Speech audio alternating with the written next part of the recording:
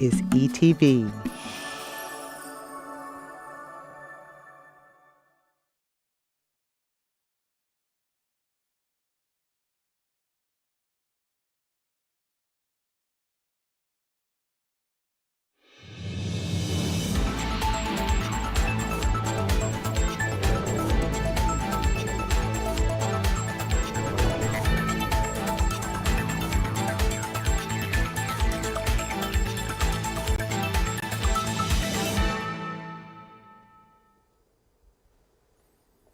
Good evening, I'm Gavin Jackson. Welcome to tonight's South Carolina ETV and South Carolina Public Radio's live coverage of the state's 2024 June primary.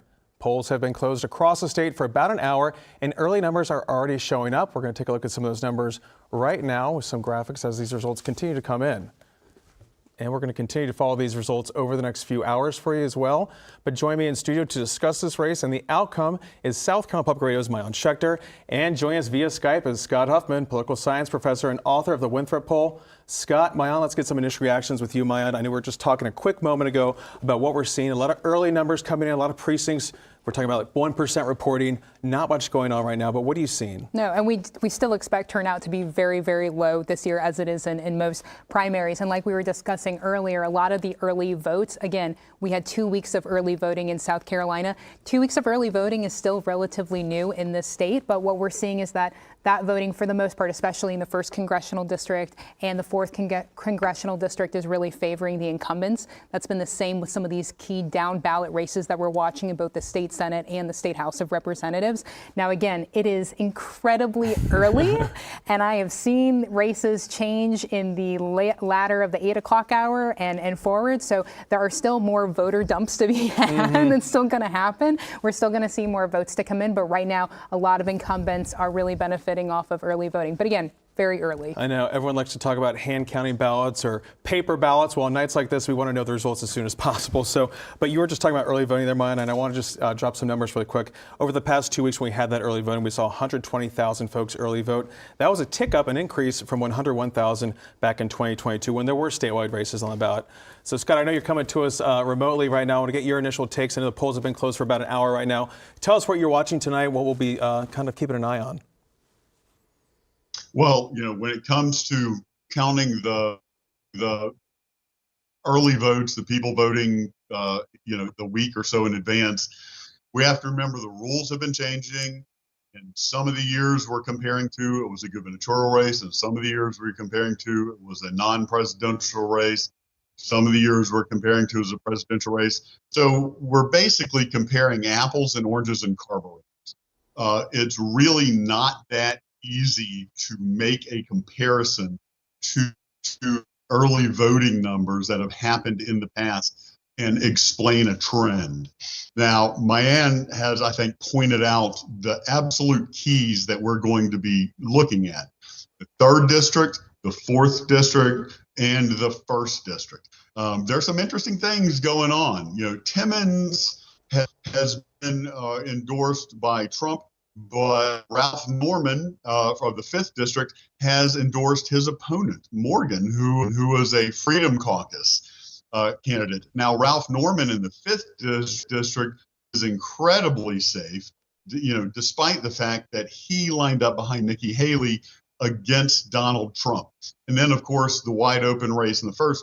But, a lot of what's happening with Nancy Mace's district, I think we cannot separate that from what happened with the Supreme Court and the gerrymandering case around that.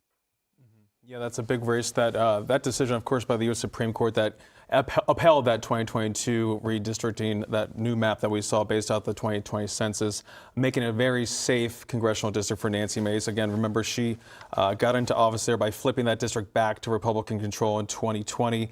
And that was by about a 1-2 point margin right there. Come 2022, when she defeated Annie Andrews, it was about 14 points. But we have some early numbers right now. We're talking about that 1st congressional district race. There's Nancy Mace right now with a strong lead over Catherine Templeton, her biggest challenger. Mace 59% with Templeton 27%. We don't have the precincts reporting for you right there, but it's still very early. So assume that those numbers will definitely fluctuate. And then on the Democratic side, we have Mac Defford at 40% and Michael B. Moore at 60%. These two are vying to be the Democratic nominee to face off come November. Now we're going to the 4th Congressional District. Again, this big race that we're watching between Adam Morgan, he's the House Freedom Caucus chairman here in the State House. He is challenging Congressman William Timmons, who's seeking his 4th term. And of course, you can see that 4-point margin right there. Again, still very early. Those numbers are going to be tight. We're going to be watching that race as well. And then, of course, the wide open 3rd Congressional District race, which, of course, is because Jeff Duncan is not running again for an 8th term. This is because of some difficulties with his marriage, and then also deciding not to run again, especially when we're talking about a lot of family values up there in the upstate there, Scott, and making that race so competitive. And again, you're seeing multiple factors at play there. You have the governor endorsing Sherry Biggs. You also have the former president jumping in that race too as well, endorsing Pastor Mark Burns. So can you deduce anything from maybe what way the wind's going to blow up there? I mean, is it going to go hard right, someone like Pastor Mark Biggs, Mark Burns, I should say, or maybe someone like Stuart Jones, who's also kind of in the mix up there? Well, let's be honest. The whole family values flag only gets brought up when your candidate is on the right side of family values and gets literally ignored. Otherwise, you have the same evangelical leaders who called for Bill Clinton to be, removed from not only politics but society in general over the Monica Lewinsky scandal, and the literal same people, and I'm not thinking Franklin Graham at this point, the literal same people said, oh, hey, paying off a porn star is between him and his wife. This is utterly irrelevant. What you really need to look at is especially what's going on with Timmons. Timmons has an incredibly conservative voting record. The Heritage Foundation is giving him a 95% score. His congressional score is 100%, but his opponent is one of the co-creators of the Freedom Caucus in South Carolina, and one of Timmons' colleagues, Ralph Norman, is backing Adams. And then, as you pointed out, we have the wide open 4th.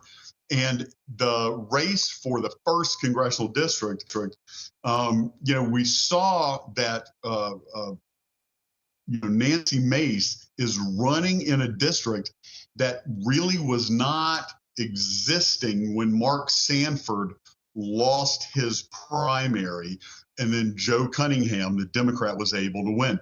It's literally not the same district despite the same number in front of it. So we have so many moving parts. It's very tough to create simple narratives around what's going on. But Scott, we want simple narratives, and that's not the answer I wanted to hear. But Maayan, tell me about what you're seeing too when we look at all those numbers. I mean, we talk about that 3rd Congressional District race, right? That's the wide open one that we're going to probably see go into a runoff because there are so many folks in there, like Sherry Biggs, who's a psychiatric health nurse practitioner, Lieutenant Colonel in the Air National Guard. She got the support of Governor McMaster. We were just talking about Pastor Mark Burns, who is a pretty big bomb thrower when it comes to some heated rhetoric. He got the endorsement of Donald Trump. And like we said, Stuart Jones, who is active in the House Freedom Caucus too, and Kevin Bishop, who was Lindsey Graham's spokesman for 27 years, probably might actually end up hurting him because Lindsey Graham isn't the most popular person in the state when it comes to politics. Right. I mean, there is, I think, a candidate in this particular district. There is a candidate for every type of Republican in the 3rd Congressional District. But like we were talking about earlier, and just looking at the votes that are coming in, it's incredibly tight race. I mean, this is obviously a race that we all kind of assumed would probably go to a runoff, and I think that's where this is headed. And we're seeing Sherry Biggs continue to hold a place. And like you said, McMaster endorser. She's been a big donor of McMaster's past campaigns. And then we've seen Mark Burns, Trump's candidate, and Representative Stuart Jones, who's in the House Freedom Caucus, kind of tying for the 2nd. So I think really that's going to be kind of the interesting race, who comes in 2nd in that term. But yeah, I mean, there's somebody for everybody. If you're a Republican voter, I think there's a candidate of your choice in this race. Mm-hmm. And I want to go ahead and just list some fundraising numbers too for that 3rd Congressional District Republican primary. Sherry Biggs raised $528,000 with a substantial loan to herself. Mark Burns also raised $516,000, $500,000 of that. $500,000 was a loan to himself too. Stuart Jones raised $217,000. Kevin Bishop, $181,000. So really kind of spread out along how we're kind of seeing this race break down right now. But Scott, it doesn't come down to money as much these days in terms of what the messaging is as much when it comes to, is it who can be more, I guess, Trumpiest, or who can be a little bit more bomb throwing? Or how do you get a gauge on the modern Republican Party, specifically up in the upstate? Well, there's a little bit from column A, a little bit from column B.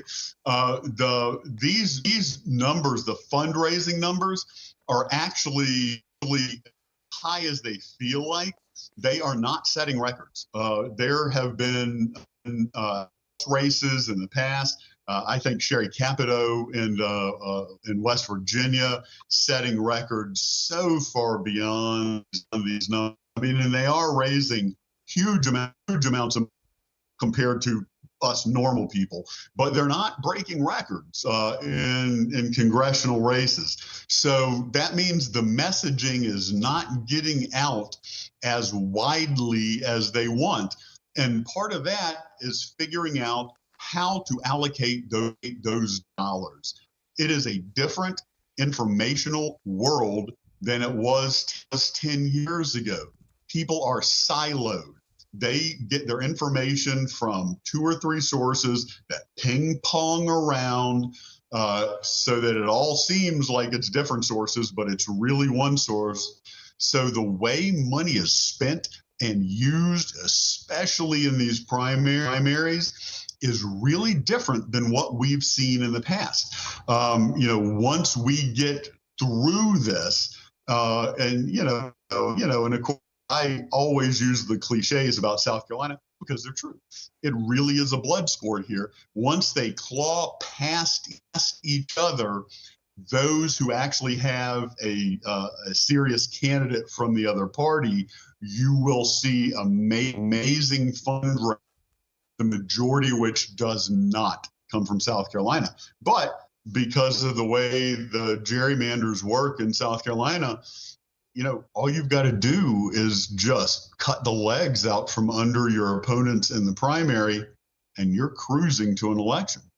Yes, Scott, and we'll talk more about what we're seeing in the state house races too, because there are a lot of folks who are running in the state house who have either just a primary challenge, a no general election challenge, or just no general election challenge at all. I think we're talking about some 55 folks out of 170 that have no challenges. But before we get to that, we'll get to SCGOP Chairman Drew McKissick in a minute, who's going to join us on set. But I want to just go and tell folks, like every election night, we only call races when the Associated Press calls them. We're still waiting to hear some races, and we're still waiting to hear those races, like we were saying.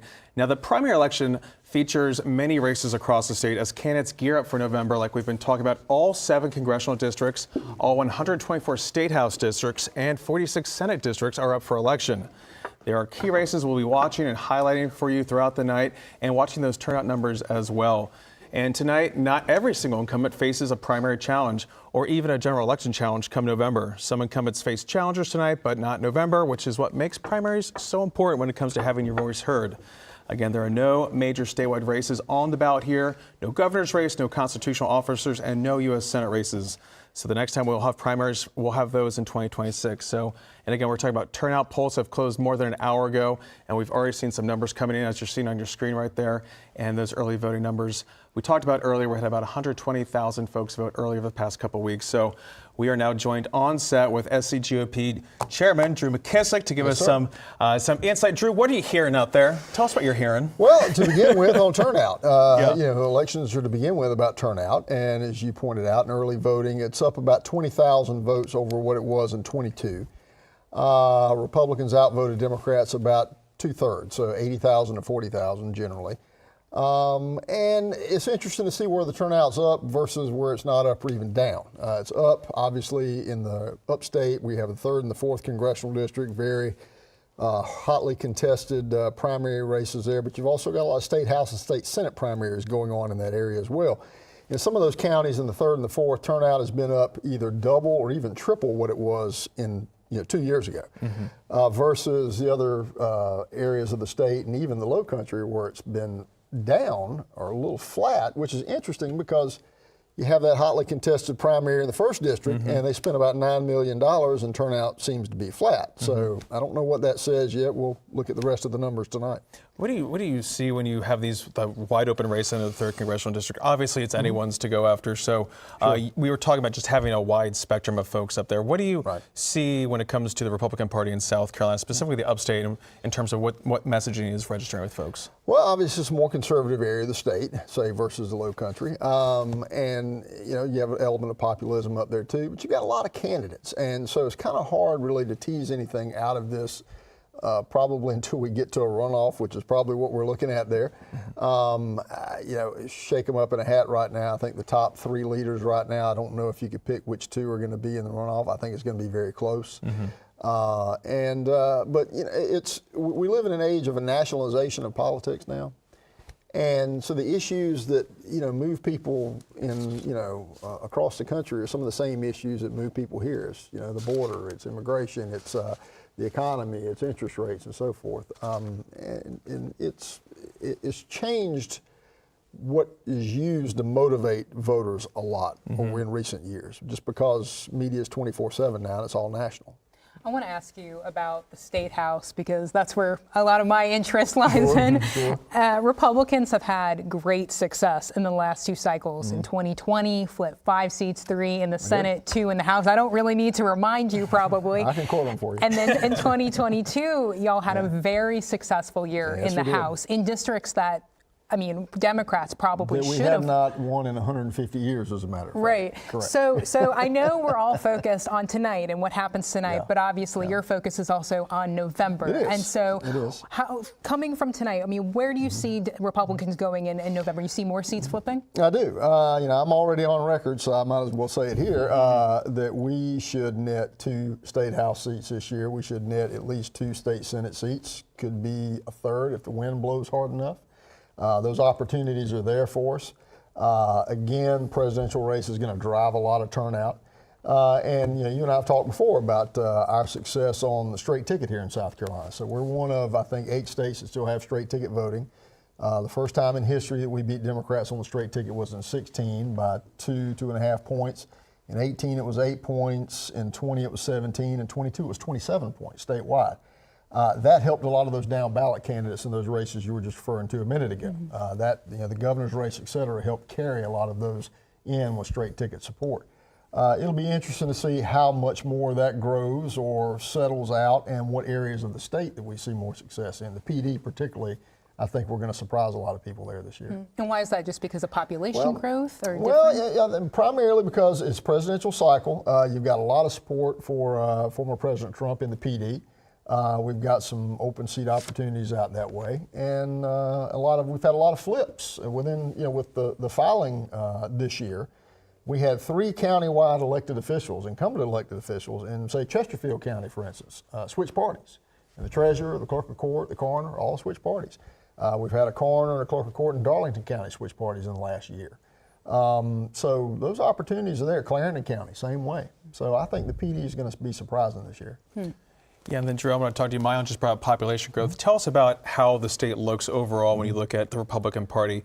We always talk about Georgia being a pretty big swing state, obviously one of the big states that we're watching come November. South Carolina, we already know where it's going to go when it comes to the presidential election. Is that changing, or is it getting redder? How do you see it so far? We're getting redder, no doubt about it. And we've had a lot of people move into the state, make no doubt about it. But one of the things, the interesting things that we get by way of data, so with in our collaboration with the RNC, we see new voters who moved into South Carolina, but how they were voting or what they were registered as in the states that they left. So whether they were in a state where they registered by party or whether they voted in a particular party's primaries, that then gives us a net Democrat or net Republican migration into the state. And that is constantly net positive for Republicans, especially along the coast. Yeah, is there any move to close our primaries to register by party? We just had the big Republican presidential primary in February. We've had 3 bills to try to bring about partisan voter registration. We got so far as a hearing in I think, Judiciary in the House this past year. I'm hoping we can move forward on that after this year when we make some more progress in the legislature, because it's been a part of our platform for better than 12 years. We passed numerous resolutions in favor of it, and I think it's time. Yeah, I was going to say, when we look at how the State House is going to, any prediction on if that's going to be redder come November at this point? I mean, I guess that just depends on what we see tonight when it comes to these primaries. Well, I mean, look, how the primaries shake out is one thing. And, you know, our job is to go in November with the candidates that Republican voters give us. I'm confident, again, that we're going to make net pickup in the House and in the Senate this year. Mike, I mean, any you want to share? Give any crystal ball which races in particular? Well, I mean, we've got some good opportunities. You know, you've got a good opportunity up in up in the PD. It's in the Dillon and Chesterfield and Marlborough County area.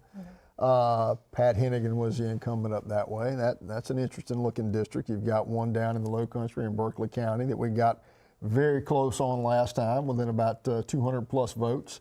I think we've had over 200 people move into that area probably in the last week, for goodness sake, you know, much less 2 years. And I was going to say, I mean, and circling back to our earlier conversation, is that just sheer population growth that is driving that to shift? No, that's part of it. But because, you know, when you look at where we had other wins last year, it's not necessarily where you've seen a lot of the population growth. So it's been a mix. It's been population growth, but it's also been issues.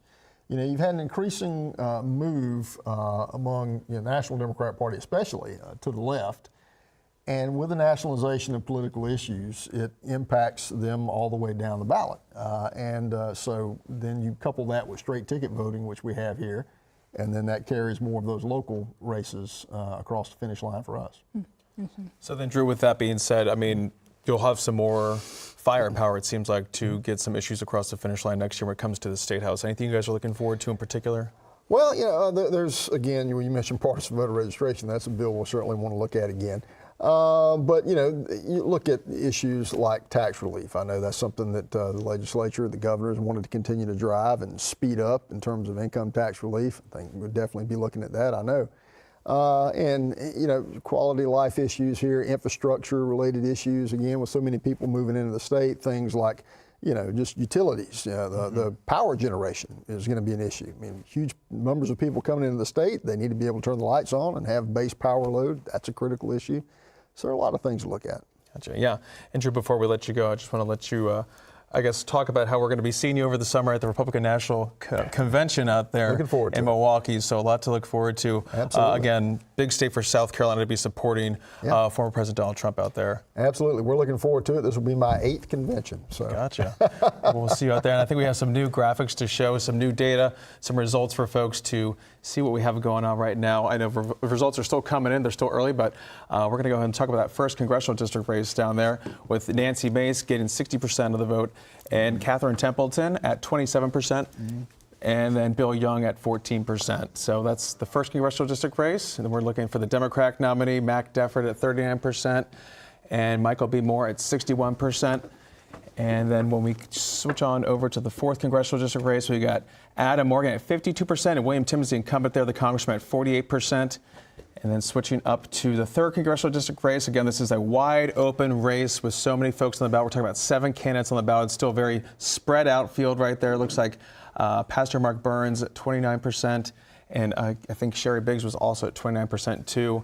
And then we're looking at state house races right now. The 23rd State Senate District with Katrina Shealy at 51%, and one of her challengers there at, I can't remember the Kennedy name right there off the top of my head, Carlisle Kennedy at 31%, and Zoe Warren at 18%. So Katrina Shealy hanging on there at 51% right now. It's still very early, and you have to get 50% plus 1 vote to avoid a runoff, and that's where she's at right now.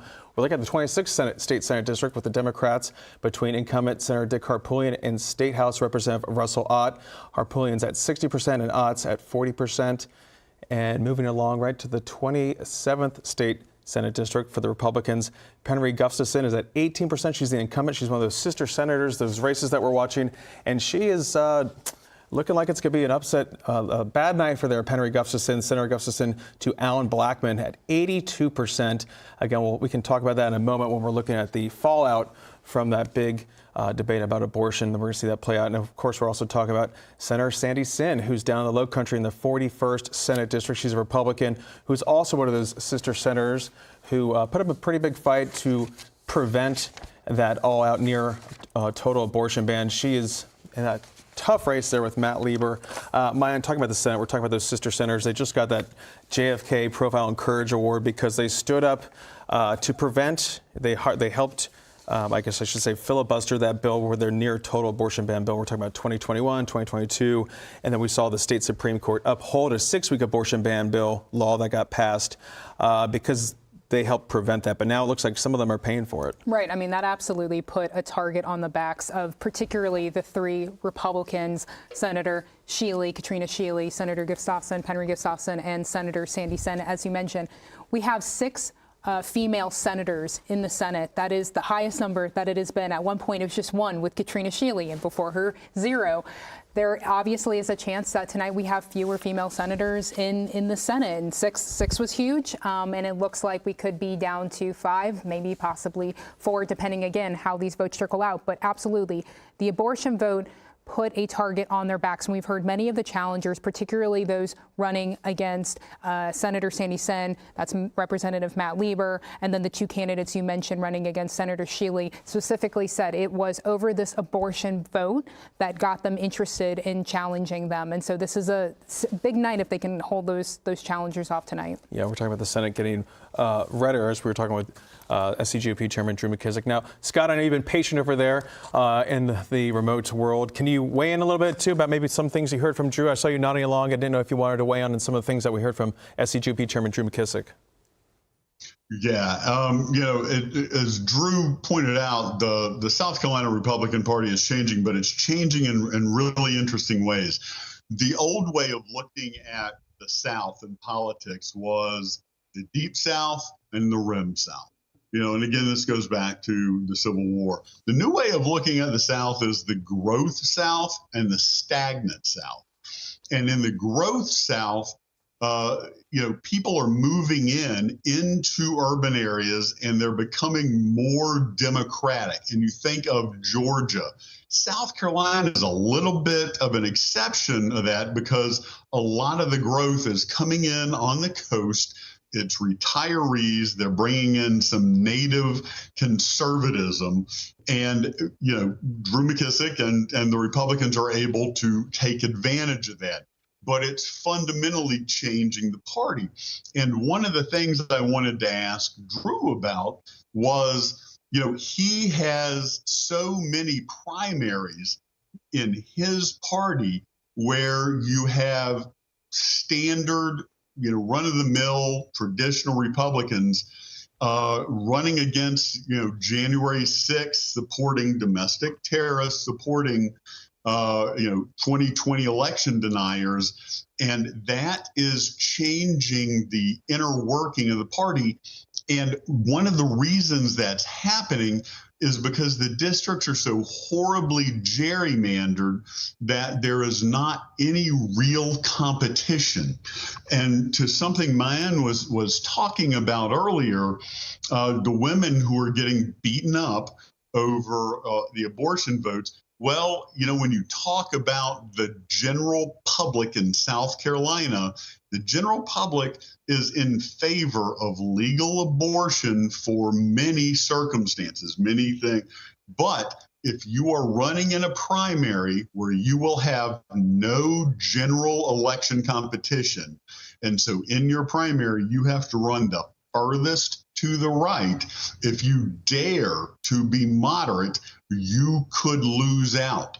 So that is how we're ending up with a legislature where the elected officials who actually reflect what the general population of South Carolina believes are getting shoved out of the way. As a matter of fact, there was a political polling consultant who only does political polling, does not do general population like I do, and called my general population polling, looking at what all South Carolinians believe, as worthless because it doesn't make a difference to his clients where they win or lose. But what we do is reflective of what all people believe. But when you have stunningly gerrymandered districts, that's not going to reflecting what the people actually want is going to cause you to lose. Yeah, and Scott, you just had a poll out in the field too, your Winthrop poll, that had some surprising findings too.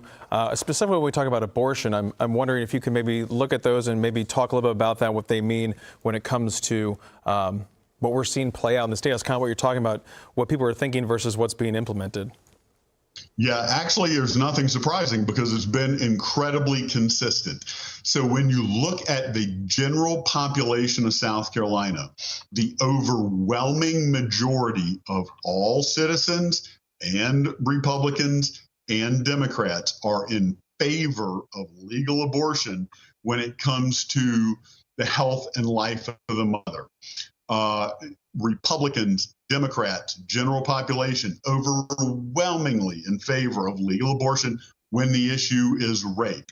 With the 6-week ban, you see a minority of people supporting that. However, that's the real people of South Carolina. The people who vote in the primaries are very different.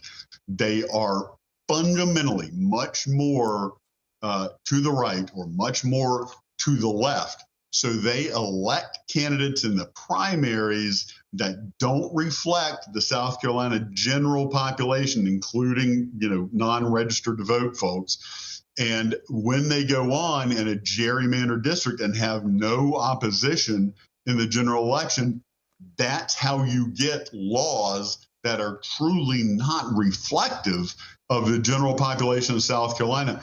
And, we're not the only state this happens in. There's only a handful of states that demand that either a nonpartisan or a bipartisan committee redraw electoral district lines.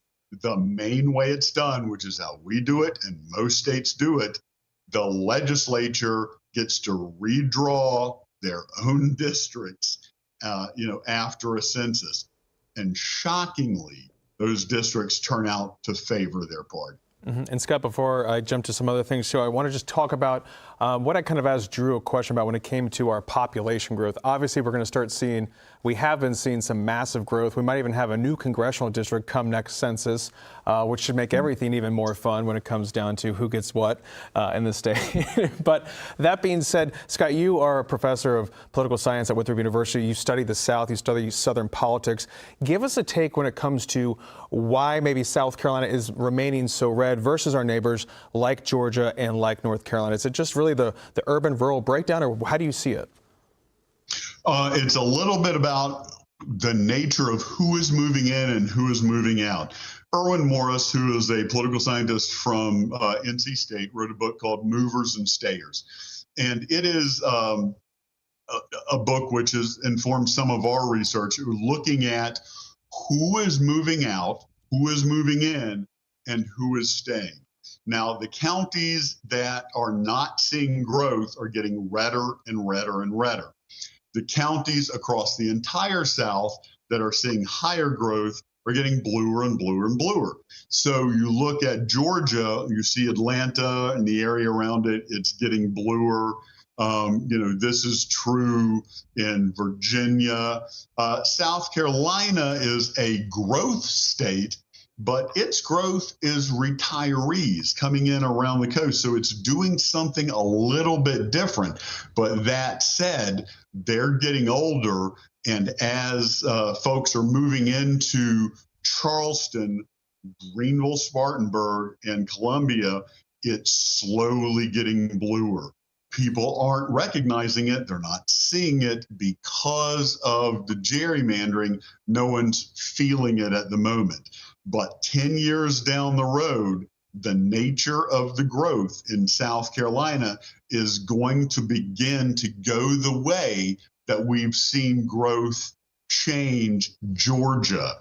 And so the population change, the way it's changing, and whether or not a southern state is a growth state or a stagnant state, that's going to be what you have to look for, as the South may no longer be uniform. Back in the early 20th century and certainly the end of the 19th century, it was uniform white supremacist Democratic. In the late 20th century and 21st century, it's been uniform conservative Republican. cracks are beginning to show. We are going to begin to see swings in the next 10 to 15 years. The problem with that is, the politicians that you talk to in this election couldn't care less what's happening in the next election. They couldn't care less what demographics are really doing to the needs of the people of the state. They just want to win this election. Yeah, you just definitely put the fear of God on some people watching this show tonight, talking about the blue cracks coming. But let's just focus on this election like you're talking about, Scott. And with that being said, we do have a race call from the Associated Press talking about the 2nd congressional district there with Congressman Joe Wilson. An easy win right there. He is going to be cruising to his 12th full term there. And now this district has been led by Joe Wilson since 2000, and he has faced primary and general election challengers in the past over the years. And his most recent primary challenge was in 2020 when he defeated Michael Bishop by a 50% margin. So again, this is what we're seeing coming in today with him being Redmond so far. We need those final numbers to come in. We're going to look at some numbers right now, but again, Joe Wilson winning that primary there in the 2nd congressional district, and we'll be seeing some more folks come in. And now we got some new numbers here for the 1st congressional district down in the Low Country. I didn't catch those numbers from the Republican side, but I know that is very much favoring the incumbent Nancy Mace right now. I'm looking at some other numbers that show her at 57% and Catherine Templeton at 29%. And then we're also, there they are right now, 56% for Mace, and then Catherine Templeton at 29%, the closest she's got there. Again, looking like she's going to fend off a runoff right there if those numbers hold. And then you look at the 3rd congressional district race, where, of course, it's still a wide open race. You have Pastor Mark Burns there at 31%, Sherry Biggs at 30%. Those are the two top endorsed candidates right there in that race, with Burns getting the Trump endorsement and Sherry Biggs getting Governor McMaster's endorsement, which is kind of awkward because McMaster and Trump are such good friends. So it could be an awkward runoff situation in 2 weeks. Down to the 4th, to the 4th congressional district with Adam Morgan, who is challenging incumbent Congressman William Timmons. Timmons still kind of narrowing, avoiding really. I guess there's no runoff there because there's just 2 of them, but he's holding him off at 4%. So good to see that there if you're a William Timmons fan. Now we're going to look at some of the state Senate districts, and the 23rd state Senate district there with Katrina Shealy at 47%, looking like that will be a runoff race in 2 weeks. She's defending it by 2 challengers, with Carlisle Kennedy at 33% and Zoe Warren at 20%. And of course, we're talking about the 26th state Senate district race, the Democratic race for the nominee, with incumbent there, Senator Dick Harpootlian at 60%, and State Representative Russell Ott, who's challenging Harpootlian at 40%. But joining us in studio right now is South Carolina Democratic Party Chairwoman Crystal Spain. Crystal, thank you for joining us. What are you hearing tonight so far? I'm listening to you all. I'm just watching the numbers come in. Yeah. We're waiting with bated breath to see what happens. Mm-hmm. Yeah, well, we're talking about that 1st congressional district race. Obviously, that's a big one because you're seeing those, not just that fight on the Republican side, which I'm sure you're just kind of relishing, but also the Democratic side. You have some candidates there vying to be the nominee, probably to take off Nancy Mace. But that district obviously is now going to be redder because of what the U.S. Supreme Court did. What was your take on that decision? We absolutely don't agree with the Supreme Court's decision, but of course we have to accept it. And like you said, we've got 2 quality candidates down there running, and they've been running hard, and they're ready to, go head to head with whatever Republican comes out of their primary tonight. Mm-hmm. When we look at redistricting, too, we saw that state Senate race with Dick Harpootlian and Russell Ott, kind of an awkward one there, but we now saw, Senator Nikki Setzer, one of the longest-serving senators in the State House, retire. Senator Harpootlian was looking to get that, and then, of course, Russell Ott jumped in that race. So what's it like to see some of that head-to-head combat right here in the state Senate?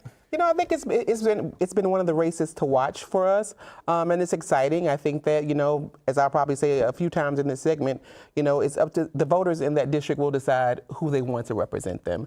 But it's been a pretty strong race by both candidates, and we've just been sitting on the sidelines waiting and watching. Mm-hmm. Yeah, I want to ask you a similar question that I asked GOP Chairman Drew McKissick. And again, I hate to take the eyes off of the June primary, but obviously for Democrats, November is super critical. So what has been your message to Democratic candidates running, or just period before, again, running in November? What I've been telling the incumbents as well as the new candidates is to just run and run hard. We've got a plan for November. We lost a lot of seats in 2022, and we're going to go back and fight to get those seats back. So just run and run hard, run good races, and the party's going to be there to support you in November. Drew McKissick talked a little bit about how politics has become so nationalized, and has that helped or hurt Democrats in South Carolina? You know, I guess it depends on who you ask. You know, I think we benefit when things get nationalized, especially when we're trying to get resources into our state for our party, for our candidates. We benefit from that. So I guess it depends on who you ask, but you know, I don't see it as a big negative in our races. And we've seen, and especially in some other states where abortion has been such a top issue, and obviously you heard Scott Huffman talking about the polling numbers today. Is that something that you expect to see a lot of Democrats talking about ahead of November? You know, I do. You know, in 2022, that's how we flipped the seat with Representative Heather Bauer and Kirkman Finley. She ran on abortion, and I don't think that much has changed. I think that abortion is a mobilizing issue. It mobilized a lot of folks to run for office this cycle. We had around 400 folks file for office because of abortion, because of book bans, because of attacks on LGBT rights. So it's mobilizing. It mobilized people to run. It's mobilized people to run for office, and I do believe that it's going to mobilize voters to go to the polls. Let me slow down. Okay. I know we still got some time left, guys. Scott, I saw you. We neglected you last go around. I didn't know if you had a question for Chris, if you wanted to jump in too.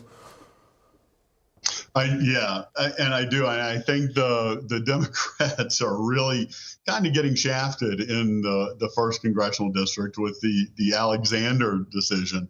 And so what you end up having is the district was redesigned so that a Democrat could win it. Catherine Templeton beat Mark Sanford because he wasn't Trumpy enough, but she was in favor of offshore drilling. The district was drawn in a way at the time where Joe Cunningham could win. So Catherine Templeton lost. Well, that's no longer drawn that way. It's drawn in a way so that a Republican will have an easier time winning. And so you have Catherine Templeton, who was able to get a lot of Republican support, but she's having to run against Nancy Mace, who spends most of her time getting attention to Nancy Mace. And the issues that are coming out with Nancy Mace at first being not supported by Trump, supported by Trump, going back and forth. This whole first district is being redesigned, and the narrative that is being played is doing everything to marginalize the Democratic candidate. And it's just going to make it darn near unwinnable, especially after the Supreme Court decision. And that's going to hang over and possibly until the next census. Mm-hmm. Yeah. And we're just talking about that, but Chris, what your new reaction to that one? No, I mean, you know, look, Democrats, we're South Carolina Democrats. We know we have to fight. Nothing's going to be easy, and we're going to fight for every seat. We're going to fight for every district. So nothing you said was incorrect. The district has gotten harder, but as I said earlier, we've got quality candidates running right now. We'll see who comes out of that, but they're going to be prepared to run and run hard. And that's basically all we can do. Reach out and talk to as many voters as possible and get them to the polls in November. Yeah, and kind of along those. You know, since the early 2000s, the Democratic Party has done an amazing job at building a bench of experienced candidates to run along. They were running behind, Newt Gingrich in the 90s, building experienced candidates. But in the 2000s in South Carolina, the Democrats have been ahead of the curve in building up experienced candidates. They just have to be in the right place at the right time to take advantage of conditions. And I did want to ask you, I put together my first real spreadsheet, and I was kind of amazed at how many Democrats did file for state house seats in particular this year. And again, what do you credit that to? Just people being much more interested and invested in getting involved in their district community politics? You know, I think it was some of the major issues like we talked about earlier, like abortion was a mobilizing factor. Down in Beaufort, where we have, most of all the folks running in the Beaufort County elections are women, and they were mobilized for abortion and book bans. Like they were just really, they're running to help defend democracy. They don't like the state of things. We talked about politics being nationalized, and I think that it has benefited us because it got our candidates off the sidelines and into these races. Yeah, and Crystal, before we let you go, I wanted to just ask you what it's going to look like after tonight. There will be some runoffs possibly, but when it comes down to what the next few months look like for Democrats, when you just heard SCGOP Chairman Drew McKissick say that they're looking to flip some seats, how are y'all going to combat that? You're going to get some national resources. What's the outlook? Yes, we're going to get national resources. They're coming right on in after we finish this segment. But no, we're going to be talking to our voters, and we don't have any statewide races. We're going to be very targeted in the races that we're going after. We're going to go back to get our seats back that we lost in the State House, and we're going to defend our state Senate seats. So we're going to be very targeted and very focused on our work. Thank you, Crystal Spain, for joining us. That's the SCDP chairwoman. And we'll be covering the state party at the DNC this summer. We'll see you in Chicago, Crystal. We're looking forward to it. We'll catch up with you then. Hopefully we get a good hotel assignment. But let's look at some new numbers while we talk about what's going on with this primary night tonight. It's been about an hour and 45 minutes since the polls have closed, and we have some new numbers for you. And we're looking at the state Senate district here, 23, with over in Lexington County with Senator Katrina Shealy. She's the incumbent in that race. Carlisle Kennedy's they're at 33%. So looking like it will be a no runoff situation right there, and Zoe Warren at 21%. We're looking at the 26th state Senate district here for the Democrats with Senator Dick Harpootlian at 59% and State Representative Russell Ott at 41%. So still looking solid for Harpootlian right there. And then over in the 27th state Senate district, Alan Blockman is leading Senator Penry Gustafson, who is one of those incumbents there, one of those sister senators who looks like she is will be defeated this evening, to Alan Blockman going forward. And I think those are the numbers we got right now. We're still looking at a lot of the congressional district races. Again, the only race that we've had called so far was that second congressional district race there. And then I think we're also looking at some numbers, of course, with other Senate and House races too. But again, that Senate, the second district Congressman Joe Wilson winning that nomination, beating his challenger Hamp Redmond as he's going to go on to his 12th term this fall. Again, we're talking about districts. We're talking about these folks that have challengers. And while, you know, there are some Democrats in that race, it's still going to be very much Joe Wilson's to win. It's been an uphill battle for anyone who's challenged him in the past. And we're going to see that going forward as well. So I think we have some new numbers. Mayan has something for us right now. Well, I was just going to say the Associated Press has called Nancy Mace the winner of the Republican nomination in the first congressional district. Wow, look at that right Things there. Things very fast on Things are rocking and rolling right now, and I love that they do it while we're still on the air. That's so convenient for us. Again, talking about the first congressional district race down there in the Low Country for the Republicans. Incumbent Congresswoman Nancy Mace is again cruising to be the nominee, and will of course likely go forward in November to win that seat because, like we've been talking about, redistricting has favored her like it has in the past when she beat Dr. Andy Andrews last go around in 2022 by 14 points. So, Scott, big news right there where we saw the first congressional district race. Obviously, we're still waiting for some of those big races to be called. We're talking about the fourth congressional district race and the third. But right now, Nancy Mace is the winner in the first congressional district for the Republican nomination. And she's going to be the return Congresswoman from the first district. I don't think there's any doubt about that. It has taken every ounce of my strength not to scream out "you lie" every time you talk about Joe Wilson and just coming around. I think Mayan has pointed out something earlier about how many districts that after tonight's primary are not going to be contested. And I think South Carolina voters need to pay attention to this, because if you do the math, you will see the majority of South Carolinians have no say in their government because they're not voting in the primary, because they're not hyper-partisan, and because of the nature of gerrymandering, one party is going to win if the other party even bothers to show up. So one of the things that I think we need to never forget on nights like this is that the majority of South Carolinians will not have someone elected to office who truly represents their values. And that's a deeper conversation than just election night votes here or for there or for him or for her. Yeah, again, talking about why primaries are so important in South Carolina, too, even though, like you're saying, these districts are drawn in a way that still kind of limits your voice. But Maya, you have something to say? Well, going off of what Scott was saying, I mean, the primaries are so critical because these are cases where races can be called with 5-vote margins. We've seen candidates win races by 50 votes. We've seen candidates win races by 20 to 10 votes.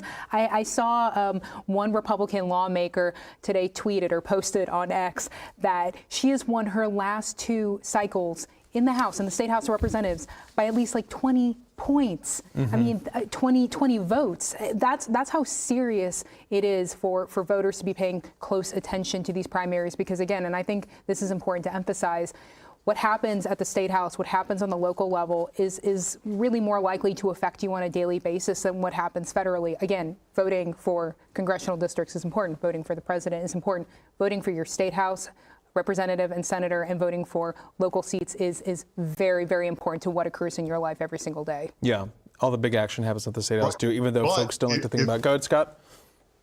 If you're a strong partisan, though, there's polls in both ways. Because if you're a Democrat and, there's not going to be a Democrat in the general election and you show up and vote in the Republican primary, then when it comes time for the Democratic convention, the math is going to actually hurt you because there weren't enough people showing up in the Democratic primary race. However, there are some Republican races where there are some, January 6th supporting, domestic terrorist supporting folks running against classic Republicans, and Democrats want to weigh in, but then they have to think, well, if I jump over and vote in this could literally hurt my part of South Carolina when it comes the next Democratic convention. It's a lot more complex than people think. When you are doing the weighing the pros and the cons of whether you will vote in the other party's primary than in your own. And of course, the overly simplified, people will just vote in another primary to screw up the other party. No, that's not how it works. And so when we have such gerrymandered districts, it really puts the onus on the party activists to figure out what they need to do to give themselves the best chance in the next cycle. Yeah, a lot to watch there, Scott. We're wrapping up almost. We have a couple minutes left. I just want to recap some of our top headlines, some of the big numbers that we had tonight. Congresswoman Nancy Mace down the 1st Congressional District, the Republican down there, has won the nomination again, beating Catherine Templeton and Bill Young. Not too surprising considering how much money has been spent in that race there, too. We're talking about Mace raising $2.2 million and spending $1.6 million, Templeton raising $663,000 and spending $407,000 too. But then you also look at the outside groups that spent about $5.3 million to help Templeton, while about $2.6 million to help Mace. But that didn't make much of a difference because Nancy Mace did hold on to her seat too. And of course, she flipped that seat, like we were talking about Scott there. She flipped that to Republican control from Democrat Joe Cunningham back in 2020. And she fended off a stronger primary challenge back in 2022 with Katie Arrington, former state rep Katie Arrington, who had Trump's endorsement in 2022. Mace had Trump's endorsement this go around too. But she beat Joe Cunningham with a redesigned district. Yeah. But her beating Arrington, that was really something from the team. Yeah, that's when she narrowly beat Joe Cunningham by about 1.2% in 2020 to get that seat. And then, of course, went on to beat Dr. Annie Andrews back in 2022 by 14%. We're talking about the power of redistricting right there. And now she will go on to face off whoever one of the Democrats wins that race. That's either Michael Moore or Mac Defford. And so far, it looks like Michael Moore is holding on to that seat. He's raised about $655,000 to Defford's $385,000. We don't have a race call on that one yet. But as you can see there, right now, Michael B. Moore is holding on to Mac Defford, so it will likely be a matchup between Moore and Nancy Mace this November. And of course, like we saw in the 2nd Congressional District with Joe Wilson handily beating Hamp Redmond as he goes on to his 12th term. There's also Democrats in that race, David Robinson and Daniel Shreve, who are fighting for the nomination. But of course, Democrats face a challenge in that district like they do in so many besides the 6th congressional district, the only congressional district that's democratically represented by Congressman Jim Clyburn. And of course, when we're talking about that 2nd congressional district and what it looks like when it comes to an uphill battle, Joe Wilson won that district back in 2022 by 20 points over his Democratic opponent. And of course, we also saw Adair Ford Burrows in that race in 2020. She's now the U.S. Attorney for the state of South Carolina. So, Maayan, you're looking at me like you have something to say. Well, I want to make sure that we don't cruise over. One of the big kind of important themes of the night is what is going on in the South Carolina House of Representatives. We have talked a lot about the congressional districts, and obviously those are incredibly important. But what's going on in the South Carolina House, I think, is equally, if not more. We have this infighting, this intra-party infighting that is now on full stage with this campaign. You have House GOP caucus, the more establishment caucus, versus the House Freedom Caucus, and we've seen a number of House Freedom Caucus members get challenged by House GOP caucus connected challengers, and then we've seen just a number of House GOP caucus incumbents getting challenged by members of the House Freedom Caucus, aligned members of the House Freedom Caucus. And so there are a number of races. I mean, there's so many, obviously. There are a number of races that are incredibly close. And we talked about this before. This is a big issue, not just for House leadership, but we talked a little bit about how Governor Henry McMaster has really gotten involved, not just in William Timmons's race. He obviously was out in Greenville the other night. You were there to cover that. But he's been heavily promoting some of the House Republican caucus incumbents or their connected challengers to the House Freedom Caucus. He was out in Anderson the other night helping to campaign for Representative Jay West, an incumbent in the House Republican caucus. So anyway, that is a big takeaway. We talked about the women in the Senate. We talked about the congressional districts. I just wanted to make sure we touched on that because I think that is a huge theme for the night that I think a lot of voters are going to be paying close attention to. Yeah, we'll definitely have a big recap of all those races too when we talk with some other folks this week, looking at the shows on This Week in South Carolina, the South Carolina Lead podcast. And of course, you're talking about the governor out there in the 4th congressional district. He was campaigning for William Timmons. I was out there with him. The lieutenant governor's out there too. A lot of firepower out there. That's still a very close race. That has not been called this evening yet. And of course, he's also waiting on that 3rd congressional district race. But we're seeing that House Freedom Caucus situation play out, like you're saying, Maayan, because there are 4 folks in that caucus, that small caucus, that's part of the bigger Republican, well, I guess I should say separate from the Republican Party in the House, which has that strong majority of about 88 Republicans. 4 of those folks are not running. 11 are facing challengers. They've made it very difficult for a lot of those Republican priorities to kind of easily go through the House chamber. But I asked the governor what he thinks about, these challengers, what that means for him going forward, if it'll be more difficult. And he says, I'm willing to work with anyone, even Democrats. So when you hear the word Democrat come out of a Republican's mouth, Scott's already losing it over there. But I mean, it's interesting to see what he can get done because he has governed differently than his predecessors when it comes to using that bully pulpit. He's more of a let's get along, let's work together and see what we can accomplish. And I will say, the governor, I think, is being incredibly diplomatic. This governor knows that he needs a House that works with him. And we've talked about this before. He's had a great working relationship that his predecessors did not necessarily have with the House, whether it's over the budget. The budget obviously starts in the House. He's seen his executive budget reflected in the House budget. Some of the policy goals that he's wanted to hit, he's seen those reflected in the House. The governor and the governor's office knows that they need to have a good working relationship. And we have seen over the last several months members of the House Freedom Caucus challenge the current Speaker, Merle Smith. Now, he doesn't have a challenger, but he is going to be reelected, or he's going to be up for a vote again to be Speaker again. And so having a Speaker in particular that you can get along well, having a House Republican caucus that you can get along well is very important, I think, to the governor and his office and the priorities that they're going to be pushing. Scott, I can't go to you. I know you want to say something, Scott. We got like 20 seconds and I can't. I wish we could. We'll talk to you soon and catch up about all this because, again, we're still waiting for these results to come in and we have some races called. But check out SCETV.org for all those results. And thanks to all of our guests joining us in studio tonight. Join me this Friday night at 7:30 for This Week in South Carolina. Well, we'll give you a full update on tonight's results. For everyone at South Carolina TV and South Carolina Public Radio, I'm Gavin Jackson. Good night.